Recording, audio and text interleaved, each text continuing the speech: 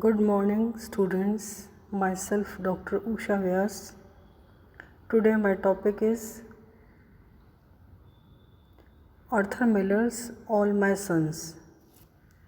And the question that I'll take up today is what social, political, and moral ideas do we find in the play All My Sons? Now, the answer, the theme of social responsibility. Miller does not convey any political views through the play All My Sons, but the play is certainly a vehicle of expression for some of his social and moral ideas. The major theme of the play is importance which Miller attaches to a man's social responsibility as distinguished from a man's self-interest or his devotion to his family. Joe Keller is a partner in a firm which has been given a contract for the manufacture of cylinder heads to be supplied to the American Air Force for their aeroplanes during the war. The other partner in the firm was Steve Deaver. Joe Keller had been responsible for the supply of defective cylinder heads to the Air Force, and these cylinder heads led to the crashing of a large number of American aeroplanes and to the deaths of pilots flying those aeroplanes. However, in the court which had tried him and his partner, Joe Keller had passed the entire blame to Steve, with the result that Joe Keller had been acquitted, while Steve Deaver had been sentenced to a long imprisonment. Afterwards, Joe Keller had returned his manufacturing business, though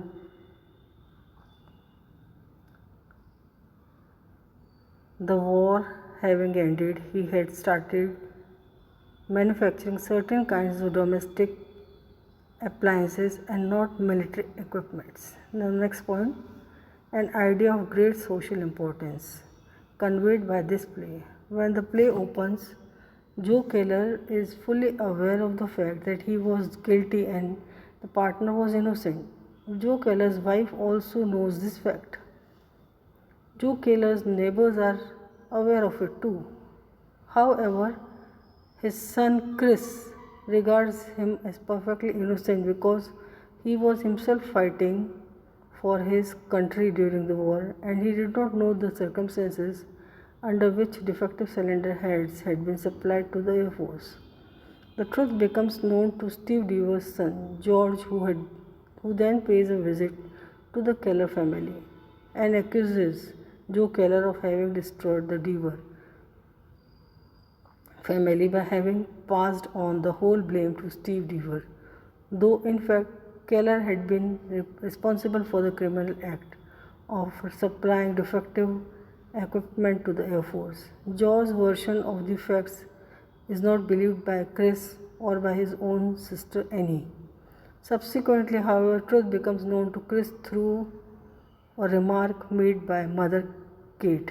Chris now demands an explanation from his father, who defends himself by saying that he had been certainly committed blunder, but that he had done so for the sake of Chris and for the sake of his family.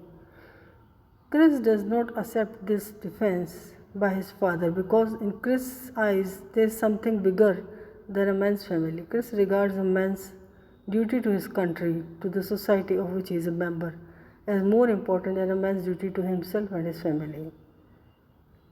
Thus, important idea emerges from the course of the events in the play, and that important idea is that man's social responsibility is much higher and much nobler than duty to promote the material interest and prosperity of his own family.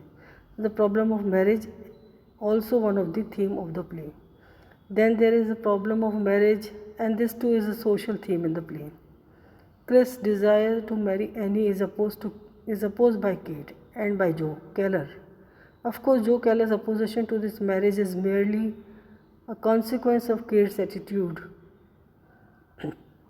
Kate believes that her son Larry is still alive and that he would come back. Kate therefore believes that Annie would marry Larry when Larry returns home. Annie, however, knows that Larry is dead, and Chris too believes that Larry is no longer alive. Kate puts up a determined opposition to Chris' decision to marry Annie, and so Annie's consent in the matter. In fact, Kate would like to drive away Annie from her house because she does not want that Annie should stay here in order to marry Chris.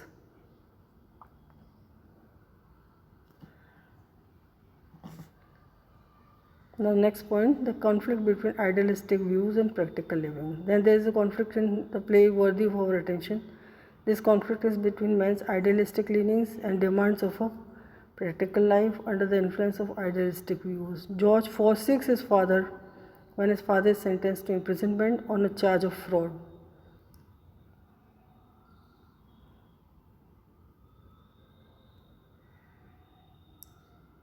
Now, the conclusion in this point is the demands of practical life often outweigh the demands of idealism, and yet ideals do have their value as a source of inspiration.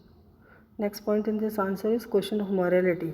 Morality certainly comes into the picture in the case of all the problems with which this play deals. Joe Keller had brushed aside all moral principles and had yielded to the pressure of a desire for material gain and financial success, and in doing so he not only ruined the life of his partner but also caused death of large number of promising young men of country. Some sort of morality is also involved in the choice of which a man has sometimes to make between an idealistic action and a practical course of action, but here again it is difficult to pronounce the correct guidelines. These points I have thrown light on this question, and this is all for today. Thank you so much for watching.